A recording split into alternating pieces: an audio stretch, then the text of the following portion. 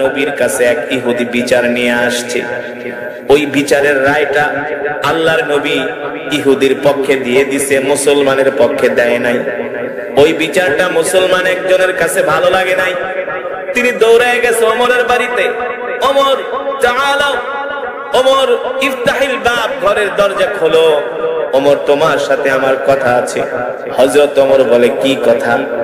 বলে ওমর দেখো, আমি চাঁদা দেই দ্বীনের জন্য, জিহাদের জন্য আমি মাল দিই, আল্লাহ নবী যা চায় আমি তাই দিই, আমি নামাজও পড়ি, আমি আমার সম্পদ দ্বীনের রাস্তায় খরচ করি, কিন্তু আল্লাহ রাসূল দেখো এই বিচারের রায়টা আমার পক্ষে না দিয়া ইহুদির পক্ষে দিয়া দিছে।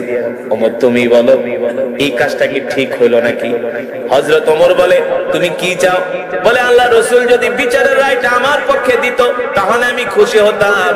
হযরত ওমর বলে ঠিক আছে দাঁড়াও, আমি রায় তোমার পক্ষে আমি রায়টা দিচ্ছি। তুমি যেহেতু বিচারে আউয়াল তোমার পছন্দ হয় নাই, ওমরের কাছে বিচারে সানি নিয়ে আসছো, আমি তোমার বিচারে সানি করে দিতেছি, অপেক্ষা করো। হযরত ওমর দেরি করলেন না, ঘরে গেলেন, ঘর থেকে তরবারি আনলেন, খাপ থেকে তরবারি বের করে ওই মুসলমানের কল্লার উপরে এক কোপ দিয়ে তার কল্লাটা দ্বিখণ্ডিত করে দিলেন। আর আস্তে কোন সুবহানাল্লাহ। আল্লাহ রাসূল এই খবর শুনেছেন, তিনি অবাক হয়ে গেছে। ওমর তুমি কি করলা? তার কল্লা ফেলে দিলা। একটু পরে আল্লাহ তাআলা জিবরাইলকে পাঠাইছে, জিবরাইল যাও যাও জমিনে যাও, আমার হাবিবকে বলে দাও ওমর যে ফয়সালা করেছে এই ফয়সালার সাথে আল্লাহ তাআলাও একমত পোষণ করেছেন। ওমরের ফয়সালাকে আল্লাহ নিজে পছন্দ করেছেন। আল্লাহু আকবার। হযরত ওমরকে বলা হয় মেজাজে ওহী, মেজাজে ওহীর মেজাজের একজন মানুষ। সেই ওমর কবরের মধ্যে শুয়ে থাকতেন। কোন লোক মারা গেলে হযরত ওমর ওই খনন করা কবরের ভিতরে যায় শুয়ে শুয়ে কান্না করতেন, হায় রে কবর, তুই হচ্ছিস একজন মানুষের জন্য প্রথম ঘাঁটি, তোর থেকে যদি কেউ মুক্তি পাওয়া যায় তাহলে সে বেঁচে গেল, আর তোর থেকে যদি কেউ মুক্তি না পায় জাহান্নাম ছাড়া তার কোনো উপায় নাই। ঠিক কিনা বলে? আজকে আমরা মুসলমানরা সেই কবরের কথা চিন্তা করি না, ঠিক কিনা বলেন? একবারও ভাবলাম না এই শীতের দিনে কতগুলো শীতের কাপড় পরলাম, আর যেই লোকটা কবরে শুয়ে আছে, মাটির মধ্যে শুয়ে আছে, ঠিক কিনা বলেন?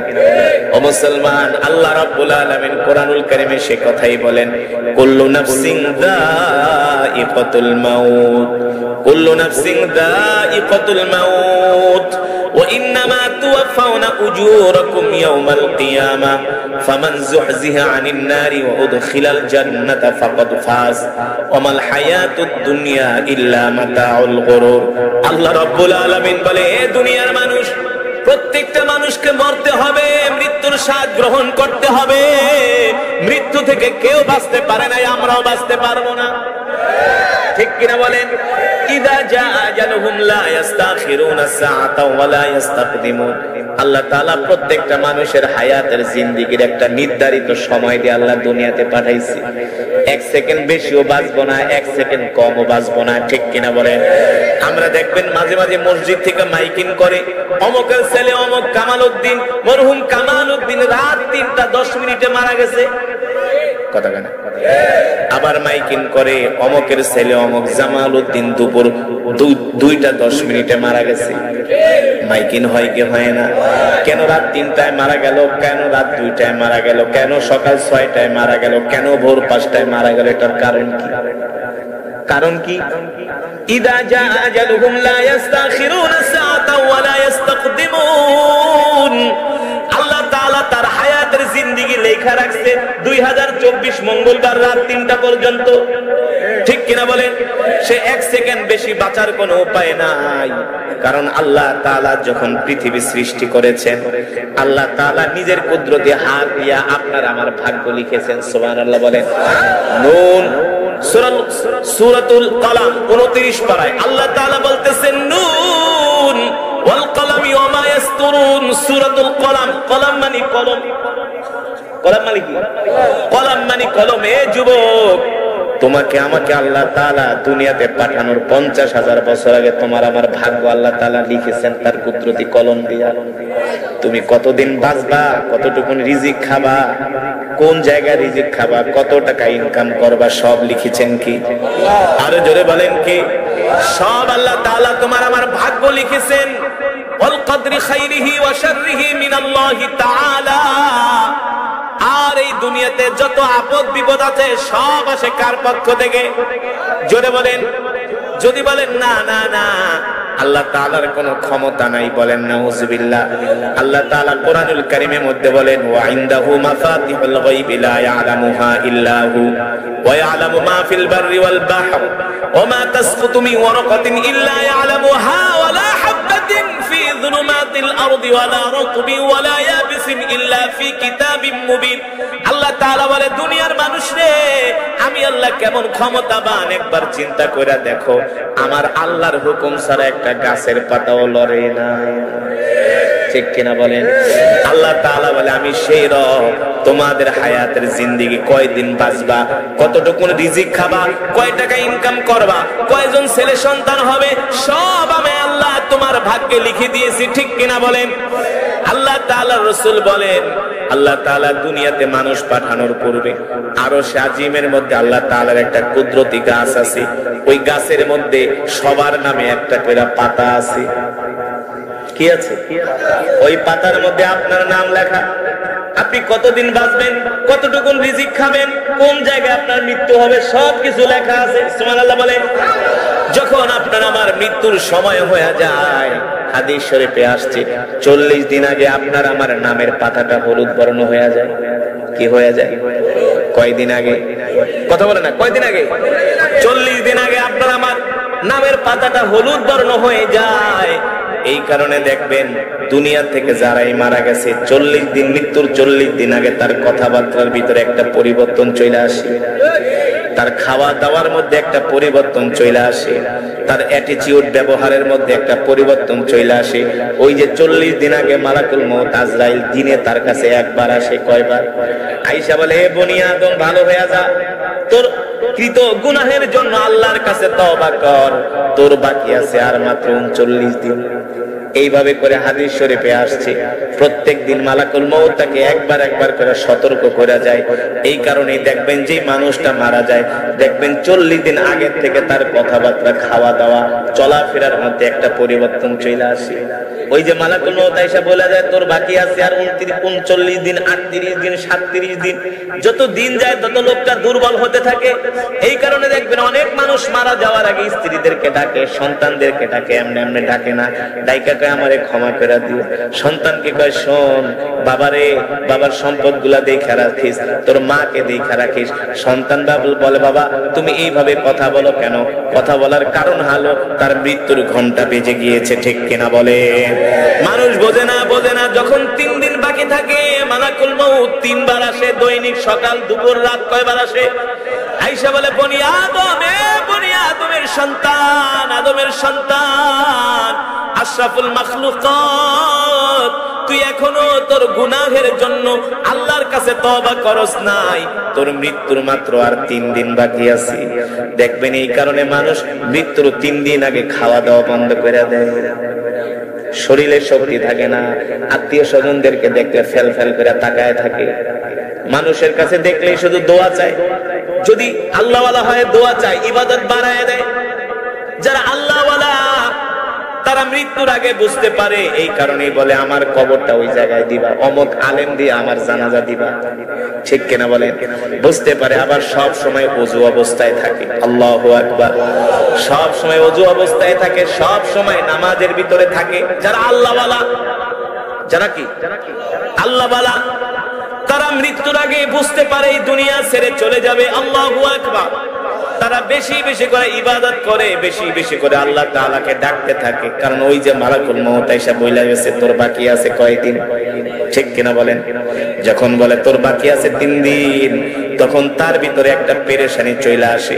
যদি আল্লাহওয়ালা হয় তখন তিনি ভয় পায় না, তিনি আরো পুলকিত হন, তিনি আরো খুশি হন। তার কারণ হলো একজন আল্লাহওয়ালার মৃত্যু হওয়া মানে ওই দিন তার জন্য বাসর ঘর। সুবহানাল্লাহ বলে। একজন আল্লাহর ওলির মৃত্যু মানে ওই দিন তার জন্য বাসর ঘর মানে বিয়ে করতে গেলে দুলা যে খুশি হয়, বাসর ঘরে যে আনন্দ পাবে, একজন আল্লাহওয়ালার মৃত্যু হলেই তো তার মাওলার সাথে সাক্ষাৎ হবে, মাওলার জান্নাতের নিয়ামত দেখবে, ঠিক কিনা বলেন? এই কারণে হযরত আব্দুল্লাহ ইবনুল মুবারক রাহমাতুল্লাহি আলাইহি ইন্তেকালের সময় মুস্কি মুস্কি হাসতেছে, সুবহানাল্লাহ বলেন। ইন্তেকালের সময় মুস্কি মুস্কি হাসতেছে। তার সন্তান তাকে 3 দিন পরে স্বপ্ন দেখলেন, স্বপ্নের মাধ্যমে জিজ্ঞেস করলেন, আমার বুজুর্গ পিতা, দেখলাম ইন্তেকালের সময় আপনি মুস্কি মুস্কি হাসতেছেন, কারণ কি? আব্দুল্লাহ ইবনুল মুবারক বলে, বাবারে, মালাকুল মউত যখন আমার সামনে চলে আসছে, আল্লাহ তাআলা জান্নাতের দরজাটা আমার জন্য খুইলা দিছে। আমি তখন জান্নাতের নিয়ামত দেখতেছিলাম আর ভাবতেছিলাম কখন আমার প্রাণ পাখিটা দেহ থেকে বের হয়ে যাবে। আল্লাহ তাআলা কবরটা আমার জন্য জান্নাতের বাগান বানায় দিছে। আল্লাহু আকবার। আল্লাহর নবী বলেন, যারা ঈমানদার হয়, যারা জান্নাতি হয়, যারা আল্লাহওয়ালা হয়, যারা মুমিন হয়, যখন তাদের মৃত্যুর সময় হয়, আল্লাহ তাআলা মালাকুল মউত আজরাইলকে ডাক দেয়, এ মালাকুল মউত আজরাইল, ওই যে পাতাটা হলুদ হয়ে গেছে, এই বান্দা হলো আমার পেয়ারা বান্দা। শোনো, এই বান্দার যখন জান কবজ করতে যাইবা, জান্নাত থেকে একটা সাদা শুভ্র রুমাল নিয়ে যাবা, জান্নাত থেকে ওই রুমালের মধ্যে সুগন্ধি লাগায় দিবা। সাবধান সাবধান, আমার বান্দার জান কবজের সময় যাতে আমার বান্দা কষ্ট না পায়। সুবহানাল্লাহ বলেন। আল্লাহ তাআলা কোরআনুল কারীমের সূরাতুল ফাজরের মধ্যে সে কথাই বলছেন, ইয়া আইয়াতুহান নাফসুল মুতমাইন্না ইরজিই ইলা রাব্বিকি রাদিয়াতান মারদিয়্যা ফাদখুলি ফি ইবাদি ওয়াদখুলি জান্নাতি। আল্লাহু আকবার। মালাকুল মউত আজরাইল একজন মুমিন বান্দার যখন জান কবজ করতে আসে, জান্নাত থেকে একটা সাদা শুভ্র রুমাল নিয়ে আসে, আর ওই রুমালের মধ্যে জান্নাতের খুশবু লাগায় দেয়। খুশবু লাগানোর পরে মানুষ কি করে? নাকে নিয়ে ঘেরান নেয়, ঠিক কিনা বলেন? ঠিক একজন আল্লাহওয়ালা মুমিন বান্দার যখন জান কবজ করা হয়, মালাকুল মউত আজরাইল তার থুতনির কাছে সাদা রুমাল ধরে, জান্নাতের শুভ্র রুমাল ধরে। ধরার পরে যখন জান্নাতের খুশবুর ঘেরান পায়, ওই ঘেরান পায়া এমন জোরে একটা টান মারে, এক টানের মধ্যে সে ঘুমায় যায়। আর ঘুমের মধ্যে মালাকুল মউত তার জান কবজ করে নিয়ে যায়। জোরে বলেন সুবহানাল্লাহ। সে টেরও পায় না, কিও পায় না। জোরে বলেন কি পায় না? ওই যে মানুষের যখন অপারেশন হয়, অ্যানেসথেসিয়া লাগায়, লাগানোর পরে সে ঘুমায় যায়, ঘুমের মধ্যে তার অপারেশন সম্পন্ন হয়, সে টেরও পায় না, ঠিক কিনা বলেন? একজন জান্নাতি মানুষের এইভাবে জান কবজ করা হয়। যখন সে ঘুম ভাঙে, ঘুম ভাঙে দেখে সে কবরের ভিতরে জান্নাতের বিছানায় শুয়ে আছে। আল্লাহু আকবার। জোরে বলেন আল্লাহু আকবার। আর যে বদকার হয়, বদকার, গাঁজাখোর, ফেন্সিডিল করে, ইয়াবাখোর আছে না, মানুষের সম্পদ মাইরা খায়। আল্লাহ রাব্বুল আলামিন কোরআনুল কারীমে সে কথাই বলছেন, এ দুনিয়ার মানুষ, তোমাদের সকলকে কবরে যেতে হবে। ইয়া আইয়াতুহান নাফসুল মুতমাইন্না, ইয়া আইয়াতুহান নাফসুল মুতমাইন্না ইরজিই ইলা রাব্বিকি রাদিয়াতান মারদিয়্যা ফাদখুলি ফি ইবাদি ওয়াদখুলি জান্নাতি। আল্লাহ তাআলা মালাকুল মউতকে বলবে, এ মালাকুল মউত, এ আজরাইল, সাবধান, ওই বান্দা আমার খুব পেয়ারা বান্দা, মৃত্যুর সময় তার জান এমন করে বের করবি, একটা মাসুম বাচ্চা যেমন করে মায়ের স্তনের দুধ খেতে খেতে ঘুমায় যায়, ঠিক কিনা বলেন? আমার নেককার বান্দার জানটা ওইভাবে কবজ করবি, আমার বান্দা যাতে কষ্ট না পায়। আর যারা বদকার হবে, আল্লাহ তাআলা মালাকুল মউতকে বলে, যা বড় রড লইয়া যা। কি নিয়ে যা? বড় বিএসআরএম রড নিয়ে যা, পাছার উপর পিটা। বুঝেন নাই? পিটা। মালাকুল মউত যখন লোহার রড নিয়ে আসে, বিশাল দেহ নিয়ে আসে, বাবারে হাসার কথা না রে বাবা, হাসার কথা না। একবার চিন্তা করেন এই অবস্থাটা কি অবস্থাটা হয়। আল্লাহ নবী বলেছেন, বদকাররা মালাকুল মউতকে দেখার পরে কলিজা শুকায় যায়। এই কারণে দেখবেন কিছু মানুষ মৃত্যুর আগে চোখগুলো বড় বড় করে তাকায়, হতাশ হয়ে যায়, ঠিক কিনা বলেন? পেরেশান হয়ে যায় মালাকুল মউতকে দেখলে। আল্লাহর নবী বলেন, ওই ওই সময় যদি সারা পৃথিবীর আটলান্টিক সমুদ্রের পানিও যদি তাকে পান করে দেওয়া হয়, তার পিপাসার স্বাদ মিটবে না। সে মালাকুল মউতকে দেখলে এতটা ভয় পায়, আল্লাহ নির্দেশ দেয় মালাকুল মউত ওর সাথে ভালো আচরণ হবে না, এখানেই ওর জীবনের সমাপ্তি। যা ওর জানটা এমন ভাবে কবজ করবি যাতে ওর কলিজাটা ছিঁড়া যায়। মালাকুল মউত আইসা লোহার রড দিয়া পিটায় পিটায় তার রূহটাকে বের করে। রূহ বের হতে চায় না, কারণ রূহ জানে দেহ থেকে বের হইলেই তো মায়ের শুরু হয়ে যাবে, ঠিক কিনা বলেন? আল্লাহ রাব্বুল আলামিন বলে, দুনিয়ার মানুষ আমার সাথে গর্ব করিস না, অহংকার করিস না, আমার হুকুম ছেড়ে দিস না, আমার বিধানকে অমান্য করিস না। এবার মালাকুল মউত তার রূহটা বের করবে। রূহটা বের করার পরে ওই রূহটা এমন ভাবে ভয় পাবে, মৃত ব্যক্তিটার শরীর এমন ভাবে ব্যথা হয়ে যায়। রূহটাকে বের করার পরে আল্লাহর রাসূল বলেন, ওই সময় একটা মানুষ এমন নিজেকে একাকিত্ব মনে করে, অসহায় মনে করে। সারা পৃথিবীতে কোনোদিন সে এমন অসহায় ছিল না। কিন্তু যারা জান্নাতি তাদের কোনো চিন্তা নাই, তাদের কোনো টেনশন নাই। মৃত্যুর সাথে সাথে কবরের মধ্যে শোয়ানোর সাথে সাথে তাদেরকে জান্নাতের বিছানায় শোয়া দেওয়া হবে। আল্লাহু আকবার, জোরে বলেন আল্লাহু আকবার। আমি যে কোরআনুল কারীমের তেলাওয়াত করেছি, এই কোরআন হলো আল্লাহর জবানের কালাম। যারা দুনিয়ার জমিনে আল্লাহর কোরআনকে ভালোবাসবে, ইদা উদিআল মাইয়িতু ফি কবরিহি জাআল কুরআনু ইনদা রাসিহি। আল্লাহর নবী বলেন, যারা দুনিয়ার জমিনে কোরআনকে ভালোবাসবে, যারা দুনিয়ার জমিনে কোরআনকে ভালোবাসবে, আগে ভালো করে কথাটা বুঝে রাখেন, যারা দুনিয়ার জমিনে আল্লাহর কোরআনকে ভালোবাসবে, এই কোরআনের তেলাওয়াত করবে, এই কোরআনের ওয়াজ শুনবে, সেই অনুযায়ী আমল করবে। কি করবে? সেই অনুযায়ী আমল করবে, নিজের জিন্দেগিটা কোরআনের কথা অনুযায়ী সাজাবে, ঠিক কিনা বলেন? আল্লাহর নবী বলেন, ইদা উদিআল মাইয়িতু ফি কবরিহি জাআল কুরআনু ইনদা রাসিহি। যে দুনিয়াতে আল্লাহর কোরআন অনুযায়ী নিজের জীবনকে পরিচালিত করবে, ওই লোক, ওই ব্যক্তিটা ইন্তেকাল করার সাথে সাথে যখন তাকে গোসল করায়া কবরের দিকে নেওয়া হবে, আত্মীয় স্বজনগুলো কান্না করবে, বাবা বাবা বলে চিৎকার করবে, ভাই ভাই বলে চিৎকার করবে, দোস্ত দোস্ত বলে চিৎকার করবে। তখন একদল ফেরেশতা আসমান থেকে নেমে এসে বলে, শোনো, যে মারা গেছে তাকে নিয়ে তোমাদের কান্না করো না, তোমাদের নিজেদের চিন্তা নিজেরা করো। কারণ তার যতটুকুন হায়াত ছিল তার হায়াত শেষ, তার যতটুকুন রিজিক বরাদ্দ ছিল তার রিজিক শেষ। এই কারণে আল্লাহ তাকে দুনিয়া থেকে উঠায় নিছে, ঠিক কিনা বলে? এবার আল্লাহর নবীকে সাহাবায়ে কেরামরা প্রশ্ন করলেন, ওগো আল্লাহর নবী, তাহলে আমরা মালাকুল মউতের এই কথাগুলো কেন শুনি না, আমরা ফেরেশতাদের কথাগুলো কেন শুনি না? আল্লাহর নবী বলে, এ সাহাবীরা, তোমরা যদি ওই ফেরেশতাদের কথাগুলো শুনতা, তাহলে তোমরা একজনও দুনিয়াদারি করতে পারতা না। দুনিয়ার ব্যবসা বাণিজ্য চাকরি বাকরি বাদ দিয়া সবাই কবরের চিন্তায় জঙ্গলে যায় বেশি বেশি ইবাদত করতা, ঠিক কিনা বলে? ও মুসলমান, আল্লাহ রাসূল সেই কথাই বলেন। তাদের জন্য সুসংবাদ, তাদের জন্য খুশির খবর, তাদের জন্য খুশ খবরি। ইদা উদিআল মাইয়িতু ফি কবরিহি জাআল কুরআনু ইনদা রাসিহি। আল্লাহ নবী বলেন, যারা এই দুনিয়ার জমিনে কোরআনের জন্য নিজেদের জান দিয়েছে, কোরআনের জন্য নিজেদের মাল দিয়েছে, কোরআনের জন্য রক্ত দিয়েছে, ঠিক কিনা বলেন? কোরআনের জন্য জেল খেটেছে, কোরআনের জন্য নিজের জীবনটাকে আল্লাহর রাস্তায় বিলীন করে দিছে, কোরআন অনুযায়ী জীবনে কোনোদিন গুনাহ করে নাই, এই চোখ দিয়া কোনোদিন হারাম জিনিস দেখে নাই, এই পা দিয়া কোনোদিন হারাম কাজে যায় নাই, এই হাত দিয়া কোনোদিন হারাম জিনিস ধরে নাই।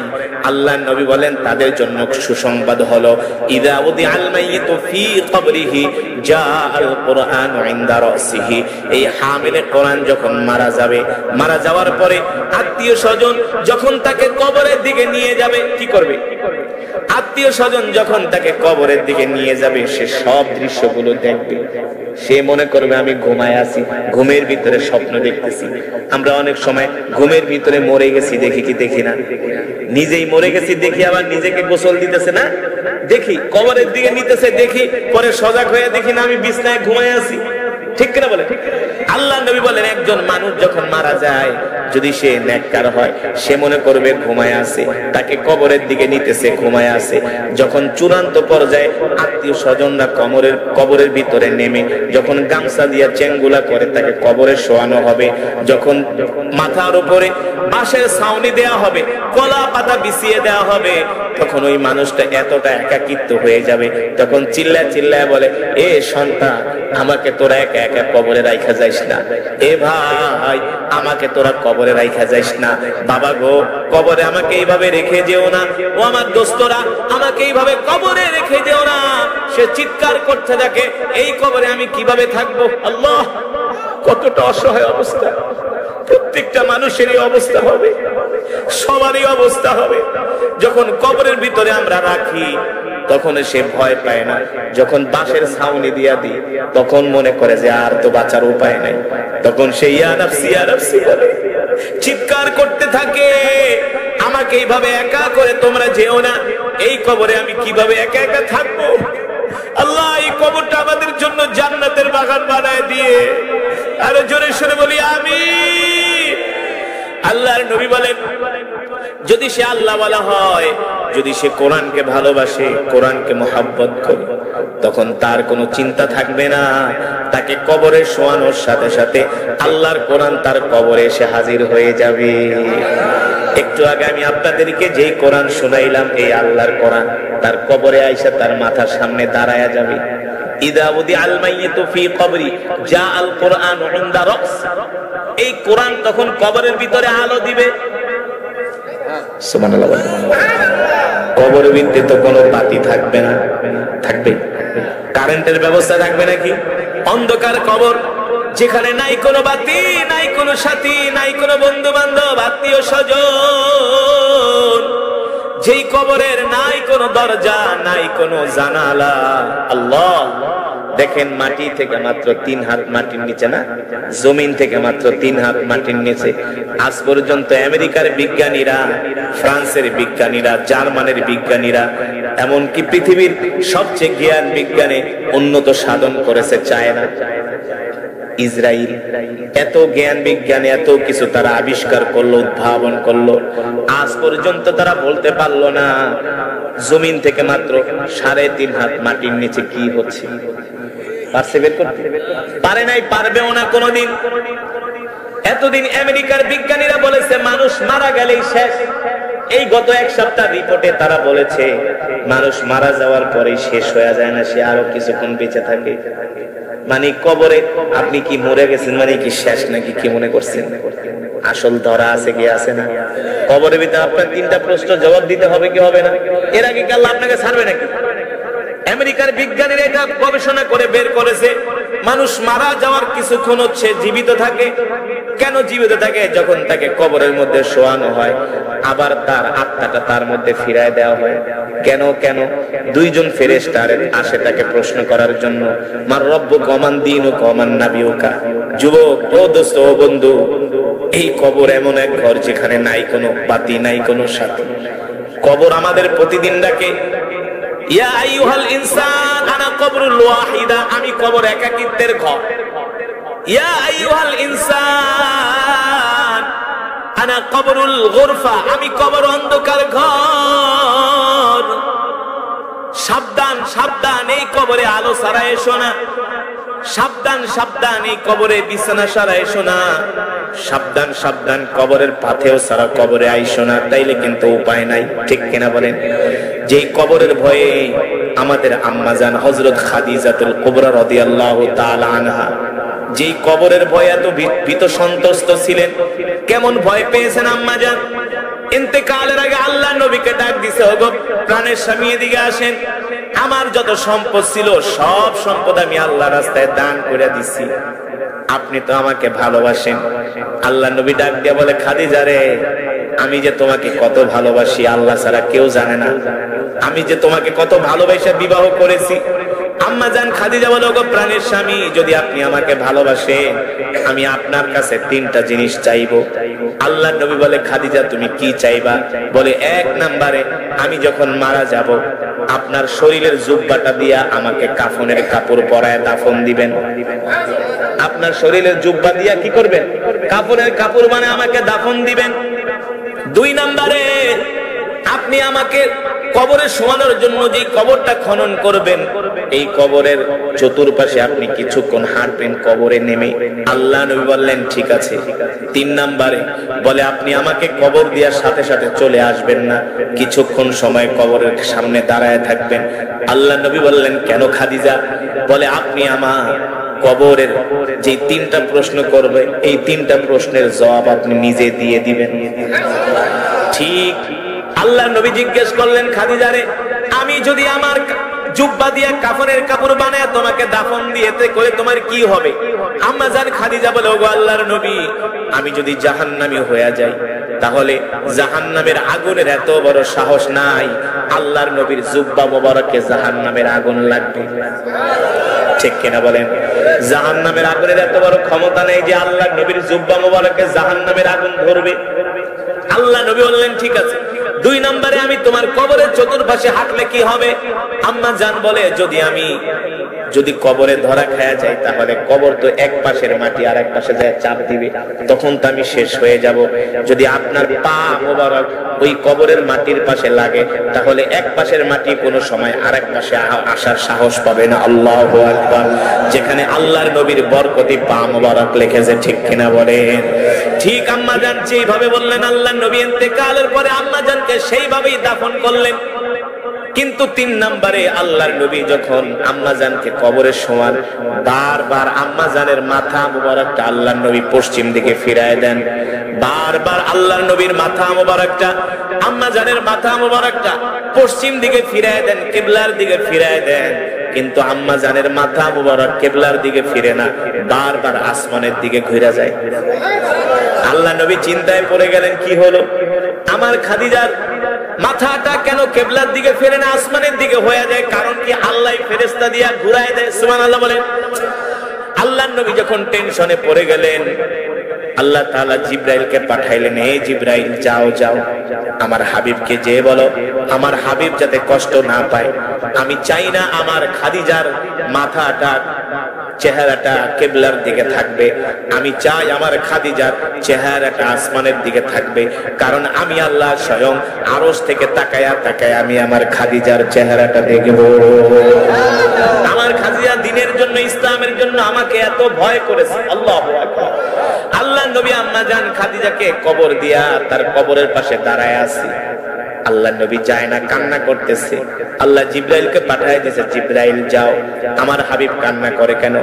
জিবরাইল আয়েশা বলে, গো আল্লাহর নবী, আপনি কান্না করেন কেন? আপনি বাড়িতে চলে যান। আল্লাহ নবী বলে, না না না, আমার খাদিজার কবরে 2 জন ফেরেশতা আসবে, আমি আমার খাদিজার পক্ষ থেকে তার সওয়ালের প্রশ্নটা আমি করে দিব। আল্লাহু আকবার। জিবরাইল বলে, আপনার দেওয়ার প্রয়োজন নাই, হযরত খাদিজার 3টা প্রশ্নের জবাব আল্লাহ নিজেই দিয়ে দিয়েছেন। জান্নাতি কনফার্ম, জান্নাত কনফার্ম হওয়া সত্ত্বেও আম্মা জান খাদিজা কবরকে কত ভয় করতেন, ঠিক না? কিন্তু আমরা সেই কবরের পাশ দিয়া যাই গান বাজাইতে বাজাইতে, হ্যাঁ, আমরা সেই কবরের পাশ দিয়া যাই বিড়ি টানতে টানতে, ঠিক কিনা বলে? আমরা মানুষকে কবর দেই কিন্তু আমরা কবরের কথা চিন্তা করি, কবরের কথা চিন্তা করি না। ওই কবর এমন একটা ঘর, আল্লাহ নবী বলেন যারা কোরআনকে ভালোবাসবে, মনে আছে নাকি? ইযা উদিআল মাইয়িতু ফি কবরিহি জাল কুরআনু ইনদা রাসিহি। আল্লাহ নবী বলেন যারা কোরআনকে ভালোবাসবে, কোরআনকে মহব্বত করবে, তাদেরকে কবরে শোয়ানোর সাথে সাথে কবরে যখন তাদেরকে মাটি দিয়া মানুষগুলো চলে আসবে, এই কবরটার মধ্যে আল্লাহর কোরআন তার মাথার সামনে যায় দাঁড়ায় যাবে। আল্লাহর কোরআন ডাক দিয়া বলবে, বন্ধু তুমি চিন্তা করো না, টেনশন করো না, তুমি ঘুমাও, আমি তোমাকে পাহারা দিতেছি। আল্লাহু আকবার। যখন 2 জন ফেরেশতা কবরে আসবে 3টা প্রশ্ন করার জন্য, আল্লাহর কোরআন বলবে, এ ফেরেশতারা মিন আইনা জিতা, কোত্থেকে এসছো? বলে জিনা মিনাল আরশ, আমরা আরশ থেকে আসছি। কেন কেন? বলে এই ব্যক্তিকে আমরা 3টা প্রশ্ন করব। আল্লাহর কোরআন ডাক দিয়া বলবে, উখরুজ মিনাল কবর, কবর থেকে বের হয়ে যাও। ফেরেশতারা বলবে, এমন ধমক তো আমাদেরকে আজ পর্যন্ত কেউ দেওয়ার সাহস পায় নাই। কে আপনি? কে আপনি? আল্লাহর কোরআন বলবে, বের হতে বলেছি, যাও, গেট আউট, বের হয়ে যাও, গেট আউট। আল্লাহর কোরআন ধমক দিবে। তখন ফেরেশতারা ডাক দিয়া বলবে, আপনি আমাদেরকে ধমকাবেন না, আমরা আল্লাহর বিশেষ ফেরেশতা, আমাদের কাজ হলো প্রশ্ন করা। আল্লাহর কোরআন বলবে, আজকে তোমাদেরকে প্রশ্ন করতে দেওয়া যাবে। সুবহানাল্লাহ। আল্লাহর নবী রাহমাতুল লিল আলামিন বলেন, এক পর্যায়ে কোরআনের সাথে ফেরেশতাদের ঝগড়া লেগে যাবে। ফেরেশতারা তাদের ক্ষমতা দেখাবে। আল্লাহর কোরআন বলবে, থামো, আমি বলছি তার প্রশ্ন করা। এবার এক পর্যায়ে ফেরেশতারা টিকতে পারবে না আল্লাহর কোরআনের সামনে। এবার ফেরেশতারা বলবে, ঠিক আছে ঠিক আছে, আপনি আপনার পরিচয়টা দেন, কি আপনার পরিচয়? এবার আল্লাহর কোরআন বলবে, শোনো, তোমরা আল্লাহর বিশেষ বাহিনী, একদল ফেরেশতা, নিশ্চয়ই তোমাদের ক্ষমতা আছে, পাওয়ার আছে, কিন্তু আমার চাইতে তোমাদের পাওয়ার বেশি নাই। বলে কেন? বলে তোমরা হলে আল্লাহর ফেরেশতা, আর আমি হলাম স্বয়ং আল্লাহর জবানের কালাম। আমি হলাম আল্লাহর জবানের কোরআন, জবানের কালাম। সুবহানাল্লাহ। বলে আপনারাই বলেন, একজন প্রেসিডেন্টের পুলিশের ক্ষমতা বেশি নাকি প্রেসিডেন্টের জবানের কথার দাম বেশি? জোরে বলেন। এখন বর্তমানে বাংলাদেশের প্রেসিডেন্ট, প্রধানমন্ত্রী, উপদেষ্টা হলেন ইউনূস। ইউনূস চাইলে যে কোনো পুলিশ অফিসারকে খাগড়াছড়ি থেকে বান্দরবান পাঠাইতে পারে। পারে কি পারে না? পারে কি পারে না? এখন যদি ইউনূসের সাথে কোনো পুলিশ টক্কর দেয়, সে পারবে কিনা? কারণ সে হলো ক্ষমতাধর। ঠিক কিনা বলে? আমার আল্লাহ তো এমন আল্লাহ, সারা পৃথিবীর মালিক আল্লাহ, একচ্ছত্র ক্ষমতার মালিক আল্লাহ, বিশাল সাম্রাজ্যের মালিক আল্লাহ। আমার আল্লাহ হলেন রাজাদিরাজ। সারা পৃথিবীর শাসকদের ক্ষমতা শেষ হয়ে যাবে, আমার রবের ক্ষমতা কোনোদিন শেষ হবে? আমার রবের ক্ষমতা কোনোদিন শেষ হবে না। আল্লাহু আকবার। আল্লাহর কোরআন বলবে, ফেরেশতারা কবর থেকে বের হয়ে যাও, তারা ভয়ে বের হয়ে যাবে। আল্লাহু আকবার। আল্লাহ তাআলা আরশের মাঠ কায়েম করবে, হাসরের মাঠ কায়েম করবে। মানুষগুলো ইয়া নাফসি ইয়া নাফসি বলবে। আল্লাহর কোরআন বলবে, দোস্ত তুমি ভয় করো না, আমি তোমার সাথে আছি। আল্লাহর কোরআন তার হাত ধরে মিজানের পাল্লার কাছে নিয়ে যাবে। মিজানের পাল্লায় নিয়োজিত যে ফেরেশতারা থাকবে, তাকে দেখার পরে বলবে, যান, আপনার আমলনামা মিজানের পাল্লায় দেওয়ার প্রয়োজন নাই, কারণ স্বয়ং আপনার সাথে আল্লাহর কোরআন আছে। এবার যাবে জাহান্নামের কাছে। জাহান্নামের দারোয়ানরা বলবে, যান, আপনাকে জাহান্নামের ভিতরে নিক্ষেপ করা হবে না, কারণ আপনার সাথে স্বয়ং আল্লাহর কোরআন আছে। আল্লাহর কোরআন থাকলে আবার ফেরেশতারা কিছু বলার সাহস পাবে নাকি? জোরে বলেন। সাপোজ কথা, আপনি যত বড় অপরাধী হন, আপনার সাথে যদি দুইজন পুলিশ থাকে, এলাকার কোনো মানুষ আপনার দিকে তাকাবে নাকি? আর যদি সেনাবাহিনী থাকে, তবু বাবারে কি পাওয়ার আলো না, আপনাকে আরো সবাই দেখে ভয় পাবে। ঠিক কিনা বলেন? ঠিক এই কোরআন হলো আল্লাহর জবানের কালাম। সুবহানাল্লাহ বলেন। আল্লাহ তাআলা বলে, যেই কোরআনকে ভালোবাসে আমি আল্লাহ তাকে ভালোবাসি। যেই কোরআনকে হেফাজত করে মুখস্থ করে আমি আল্লাহ তাকে ভালোবাসি। যেই কোরআন অনুযায়ী চলে আমি আল্লাহ তাকে ভালোবাসি। আল্লাহু আকবার। এবার আল্লাহর কোরআনকে দেখে জাহান্নামের ফেরেশতা বলবে, যান, সোজা জান্নাতের দিকে যান। এখনো জান্নাতে যাওয়ার জন্য একটা ঘাটি বাকি আছে, সেটা হলো পুলসিরাত। পুলসিরাত এমন একটা পুল, 1000-এর মধ্যে 999 জন সিটকে জাহান্নামে পড়ে যাবে। সব মানুষগুলো ইয়া নাফসি ইয়া নাফসি বলবে, হায় রে, কিভাবে এই জাহান্নামের পোল থেকে পার পাবো? আল্লাহর কোরআন বলবে, দোস্ত তুমি ভয় পেও না, তোমার হাতটা আমার কাছে দাও। তার হাত ধরে চোখের পলকে পুলসিরাতের পোল পার করে দিবে, আর জান্নাতে যাওয়ার জন্য তার কোনো বাধা নাই। এবার সরাসরি জান্নাতে ঢুকে যাবে। জান্নাতের নাজ নিয়ামত দেখা এত আনন্দিত হবে, এত পুলকিত হবে, তার আর কোনো চিন্তা নাই। সুবহানাল্লাহ বলেন। যারা বিদেশ সফর করছেন তারা জানেন, অনেক দেশের ইমিগ্রেশন অনেক হার্ড হয়। কি হয়? হার্ড। হার্ড বোঝেন তো?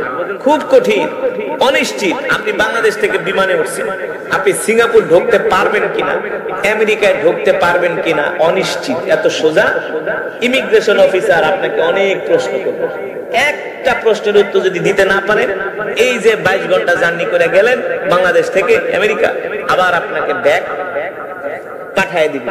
এমন কত বাংলাদেশের কত এসপি ডিসি সচিবরে পর্যন্ত এয়ারপোর্টে আটকায় দিছে বিদেশে ঢুকতে দিলে, যাও বাংলাদেশ। তখন তার কাছে কেমন মনে হয়? ওই সময় মনে হয় যে মরে যাওয়া ভালো। এত ঘন্টা জার্নি করে যদি আপনি ঢুকতে না পারেন, এর চেয়ে কষ্ট আছে?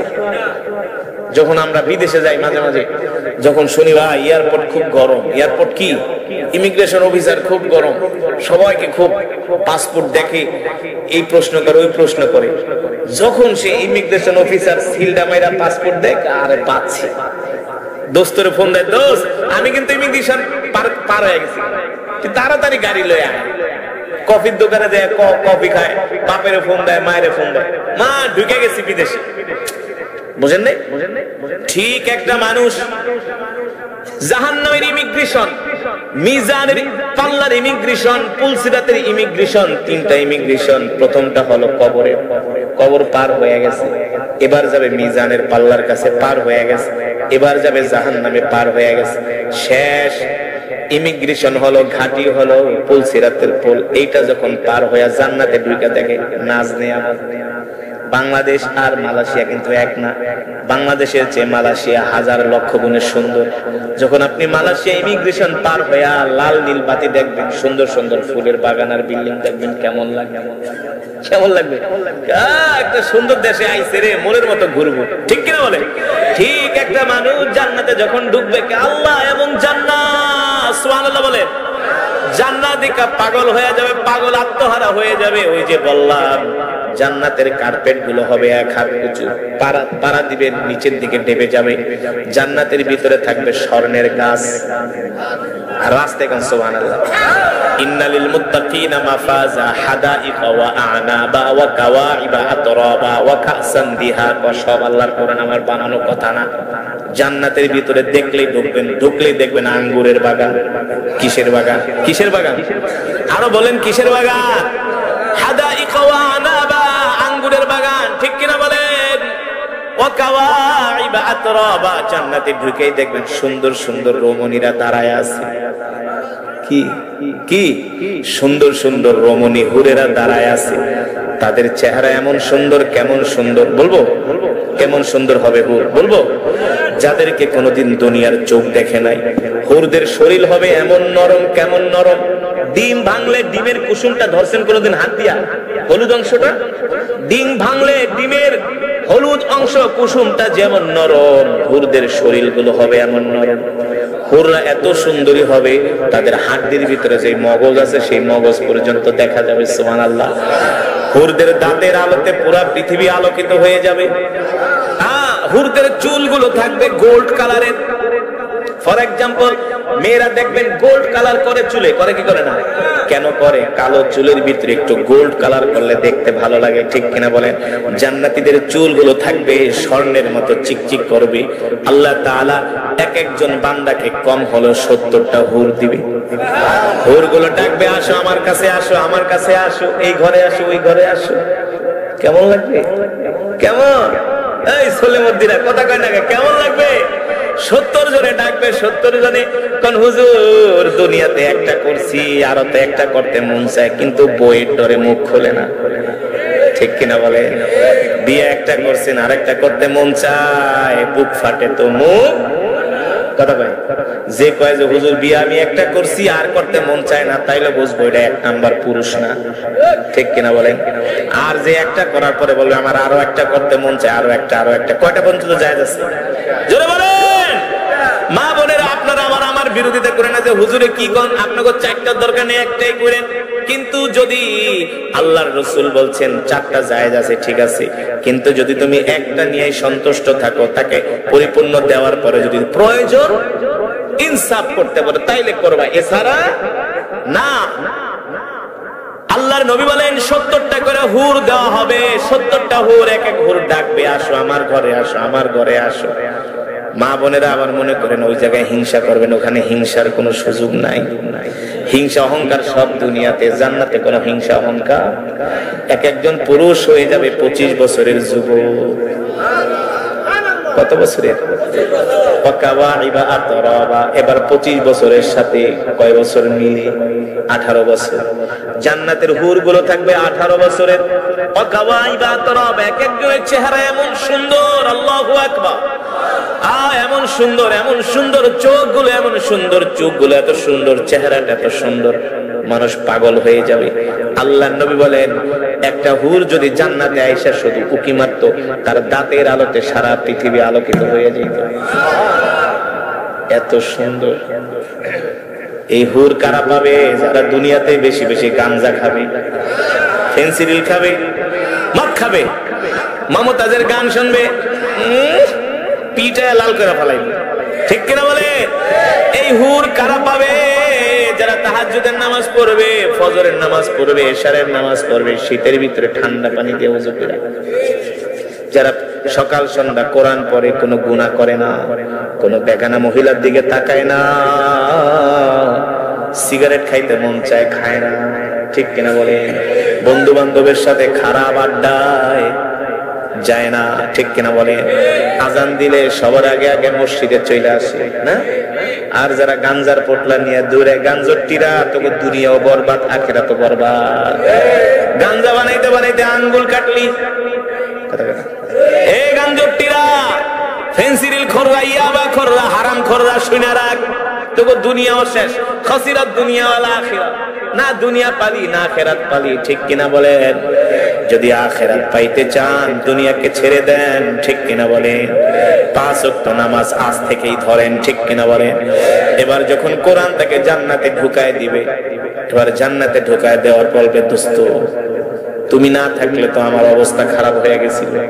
কবরে ঢুইকাই দেখি অন্ধকার, কিছু দেখা যায় না। তুমি আইসা কোরআনটাকে আলোকিত, কবরটাকে আলোকিত করলা। তুমি তো জাহান্নামের আগুন থেকে বাঁচাইলা, মিজানের পাল্লা থেকে বাঁচাইলা। তুমি তো আমাকে পুলসিরাতের পুল পার করে জান্নাতে ঢুকাইলা। কি তোমার পরিচয়? কোথায় তোমার বাড়ি? কোথায় তোমার ঘর? এবার আল্লাহর কোরআন ডাক দিয়া বলবে, দোস্ত মনে আছে নাকি ওই যে একজন কারি সাহেব আসছিল কুতুবপুরের ওয়াজি, কোরআনের তেলাওয়াত শুনে দৌড়ায় দৌড়ায় কোরআনের মাহফিলে গেছিলা, বৈশা বৈশা কোরআন শুনছিলা, চোখ দিয়া পানি ঝরছিল, আর মনে মনে তওবা করছো, আর কোনোদিন গুনাহ করবা না। সেই দিন থেকে তুমি হেদায়েত প্রাপ্ত হয়ে গেছো। সেই দিন থেকে আর কোনোদিন নামাজ ছেড়ে দাও নাই, রোজা ছেড়ে দাও নাই, কোরআন ছেড়ে দাও নাই, জিকির ছেড়ে দাও নাই। এই চোখ দিয়া কোনোদিন হারাম জিনিস দেখো নাই, একটা আদনা থেকে আদনা গুনাহ করো নাই। ও বন্ধু, সকাল সন্ধ্যা তুমি আমাকে তেলাওয়াত করতা, হাফেজ সাহেবদের পিছনে রমজানে দাঁড়ায় দাঁড়ায় কোরআন শুনতা। এই দুনিয়াতে তোমার অনেক খারাপ কাজ করতে মনে চেয়েছে, আল্লাহর কোরআনের ভয়ে করো নাই, আল্লাহর ভয়ে করো নাই। আজকে আমি কোরআন, তুমি দুনিয়াতে আমাকে ভালোবাসছো, তুমি আমাকে ভালোবাসছো দেখে আজকে কবরে আমি তোমাকে ভালোবেসে জান্নাত পর্যন্ত পৌঁছে দিয়ে গেলাম। থাকো, কি করো? থাকো। মাঝে মাঝে আমরা বিদেশ যাই, গেলে নতুন দেশে গেলে এয়ারপোর্ট থেকে কিছুই চিনি না, নতুন দেশ না, কিচ্ছু চিনি না। যখন একটা বাংলাদেশি পাই, আইসা হুজুর আসসালামু আলাইকুম, ভালো আছেন? হুজুর দেশের থেকে আসছেন? হ্যাঁ। হুজুর কয়দিন থাকবেন? কই যাবেন? ভাই কিছু চিনি না, এই যে এই ঠিকানায় যাবো। তখন বাংলাদেশি পাইলে হুজুর চলেন হোটেলে আপনার আগে খাওয়াই। কি করি? খাওয়াই। এবার বিদেশ গেছি, মালয়েশিয়া এক বাঙালি আমার আইসা পিছন থেকে জড়া দিচ্ছে, হুজুর কই যাবেন? আমি বলছি কুয়ালালামপুর। হুজুর আসেন, আমার গাড়ি আপনার জন্য রেডি। আমি কই না, আমি তো যাব আমার মতো করে। না হুজুর, আমি আপনার হোটেল পর্যন্ত পৌঁছাই দিই। তখন কি আনন্দ লাগে, হ্যাঁ? অপরিচিত ঢাকা শহরেই তো 52 বাজার 53 গলি চিনে না অনেকে, গ্রামের থেকে আইলে গোলক দাদায় পুরে, ঠিক না? তো বিদেশের ব্যাপার, তখন যদি একটা লোক পান পরিচিত, আপনাকে যদি আদর করে, তাহলে কেমন মনে হবে? আর কোনো চিন্তা লাগবে? ভাই আপনি যতক্ষণ আছেন কোনো চিন্তা, আল্লাহর কোরআন সেই দিন আপনাকে আমাকে পথ দেখায় দেখায় জান্নাত পর্যন্ত পৌঁছে দিবে। কিন্তু জান্নাত পর্যন্ত তো যে পৌঁছে দিবে ঠিক আছে, কিন্তু সেই কোরআনকে তো দুনিয়াতে ভালোবাসতে হবে, ঠিক কিনা বলেন? দেখেন কিছু মানুষ ওয়াজ একটু শুনেই গেছে, আছে না? একটু ধৈর্য কুলায় নাই, আর যদি আজকে আর্জেন্টিনা ব্রাজিলের ফুটবল খেলা হইতো, রাত 3টা পর্যন্ত জায়গা জায়গা খেলা দেখতে, কোন নায়িকা গায়িকা যদি এখানে নাচ দিত দেখতেন, ওরে বাবা এলাকার সব কুত্তা কাত্তি সব আয়া পড়তো, ঠিক কিনা বলেন? হুমরি খায়া পড়তো। হ্যাঁ, রাত 3টা পর্যন্ত। আরো রাত যত গভীর হয় বিড়ির টান তত বাড়ে, গাঞ্জার মজা তত বাড়ে, ঠিক কিনা বলেন? দুনিয়া তো মজা নিবা, আখেরাত তো মজা লইবা, এত সোজা না। আখেরাতের মজা পেতে হলে দুনিয়া বাদ দিতে হবে। রাজি আছেন? তাহলে আজকের মাহফিল থেকে আমরা ওয়াদা করি, জীবনে আর যতদিন বাঁচবো কোনদিন আর নামাজ ছেড়ে দিব না। রাজি আছেন? জীবনে যতদিন বাঁচবেন কোনদিন আর নামাজ ছেড়ে দিবেন না। কে কে রাজি আছেন? হাত উঠে আল্লাহকে দেখেন, হাত সোজা করেন, সোজা ডাক দেন ইয়া আল্লাহ। আরো জোরে বলুন ইয়া আল্লাহ। ওয়াদা